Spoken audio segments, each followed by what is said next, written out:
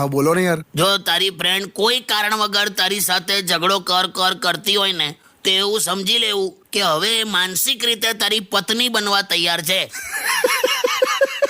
બહુ સારું. એવું તો ટોક કેટલા બધા લોકો કરે.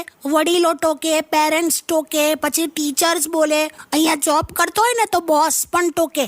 જો તમને એવું લાગતું હોય ને કે તમારા માતા પિતા, તમારા શિક્ષક, તમારા બોસ, આ બધાનો વ્યવહાર તમારા પ્રત્યે બહુ વધારે કડક છે કે આમ ખરાબ છે કે રૂડ છે, તો એકવાર ખાલી પરણી જવું.